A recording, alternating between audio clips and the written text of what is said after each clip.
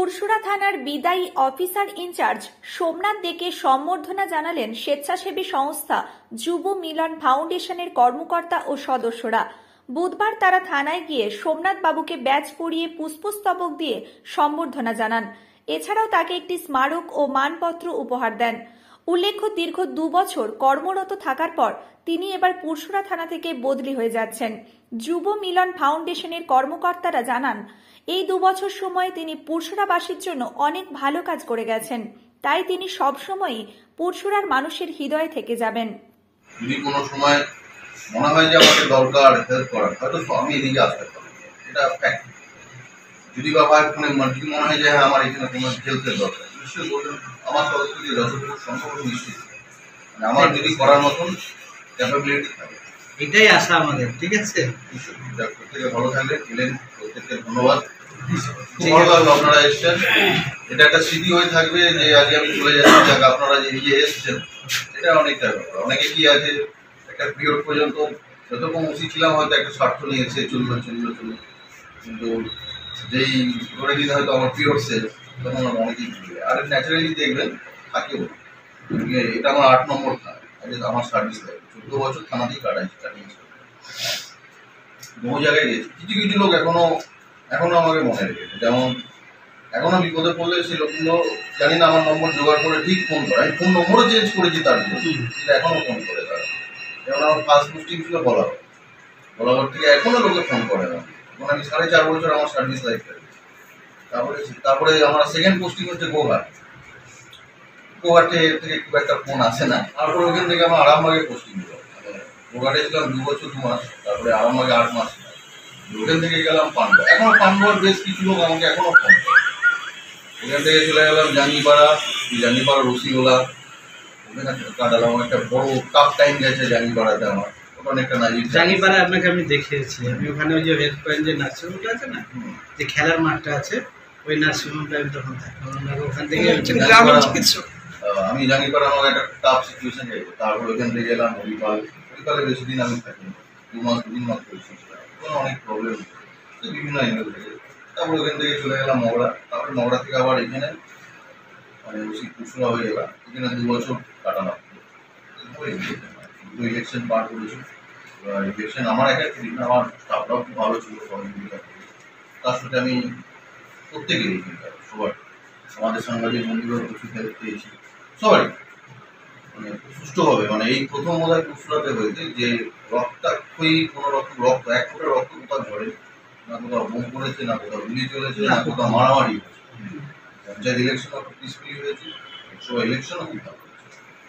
প্রত্যেকে স্বতঃস্ফূর্তভাবে ভোটও দিতে কেউ বলতে পারবে না যে কিছু দুর্ঘটনা না। ঠিক আছে, মানে অনেকটাই হয়। এটা আমার একার ক্রেডিট না, পুরোবেলা তো আশীর্বাদ হয়েছে, তার সাথে আপনাদের সহযোগিতা। যদি আমি একা ক্রেডিট নিই ভুল হবে, পুরোবেলাও আমাকে মাফ করবে না। এবং আমার যারা টিম ছিলেন, সিভিক বলুন, হোমগার্ড বলুন, কনস্টেবল বলুন, লেডি পুলিশ বলুন, আমার আদার্স যারা অফিসার আছে, আমার কলিগ, প্রত্যেকেই প্লাস আপনারা যতজন ছিলেন প্রত্যেকে কিছু কভারেজ করেন। তবে এটাও বলতে পারি, শুধু আপনারা নয়, যে কোনো পাবলিক এটুকু বুক থেকে বলতে পারি যে পুরসুরা থানাতে এসে কোনো সমস্যা নেই, কোনো সুবিধা পাইনি, এটা কেউ বলতে পারে। অ্যাজ পার ল যা হেল্প করার আমার যতটুকু সীমাবদ্ধতা আছে আমি করেছি, এবং কোনো লোক বলতে পারবেন আমি কাউকে ফিরিয়েছি। এটা আশা করি এই বদনামটা আমার নেই। এটা আমার বরাবরই ছিল, এই থানা বলে না, সব জায়গায়। সেই জন্য এখনো প্রচুর পরিচিতি সরাসরি রয়েছে। যা প্রত্যেকে ভালো থাকেন, আসার জন্য প্রত্যেককে ধন্যবাদ। আমি বলে গেলাম, এবার আপনারা কিছু বলুন। যুব মিলন ফাউন্ডেশন একটি অরাজনৈতিক স্বেচ্ছাসেবী সংগঠন। আমাদের সংগঠন সারা বছর ধরে মানুষের সেবায় নিয়োজিত থাকে। যুব মিলন ফাউন্ডেশন সারা বাংলা জুড়ে কাজ করলেও যুব মিলন ফাউন্ডেশনের উৎপত্তি পুরসুরা থানা এরিয়ায়। তাই আজ পুরসুরা থানার যিনি অফিসার ইনচার্জ ছিলেন, আমরা 2 বছর ওনাকে পেয়েছিলাম, মাননীয় সোমনাথ বাবু যুব মিলন ফাউন্ডেশনকে সহ পুরসুরাবাসীকে এই 2 বছরের মধ্যে একটা অন্য জায়গায় পৌঁছে দিয়েছিলেন। শুধু তিনি পুলিশের দায়িত্ব পালন করেনি, পুলিশের দায়িত্বের বাইরে গিয়েও যে একটা মানবিক দিক রয়েছে, বিভিন্ন স্বেচ্ছাসেবী সংগঠনের সঙ্গে জুড়ে গিয়ে পুরসুরাকে একটা নতুন আলো দেখিয়েছিলেন। তাই আমরা খবর পাই স্যারের বদলি হয়েছে। আমরা শুনে আমাদের ফাউন্ডেশনের পক্ষ থেকে স্যারকে বিদায় সংবর্ধনা জানাতে আসলাম। স্যার পুরসুরা দিয়ে চলে যাচ্ছে ঠিকই, স্যার কিন্তু আমাদের মনে আজীবন থাকবে। আমরা স্যারের সুস্থতা এবং ভালোবাসা জানাই স্যারকে, স্যারের সুস্থতা কামনা করি, এটুকুই বলব। কী নাম? শেখ নাজিম হোসেন, যুব মিলন ফাউন্ডেশনের সাধারণ সম্পাদক। আজ পুরতলা থানায় আমরা এসেছি যুব মিলন ফাউন্ডেশনের পক্ষ থেকে।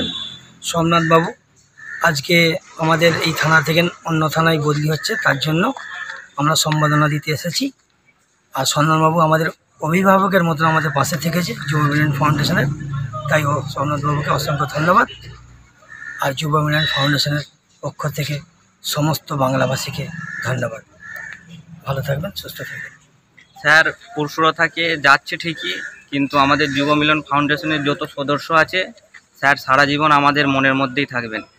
স্যার পুরসুরা থানা থেকে যাচ্ছে ঠিকই, কিন্তু আমাদের যুব মিলন ফাউন্ডেশন সব মানুষের পক্ষ থেকে তার শরীরের সুস্থতা ও ভালো কামনা করছে। সব ছেড়ে ছুড়ে আমরা তো পালাবই, ফুল স্পিডে দৌড়ে যাবই। আমরা খেলবো, শিখবো, পড়বো, নাচবো, নতুন বন্ধু পাতাবই। কিচি কিচিতে, কিচি কিচিতে।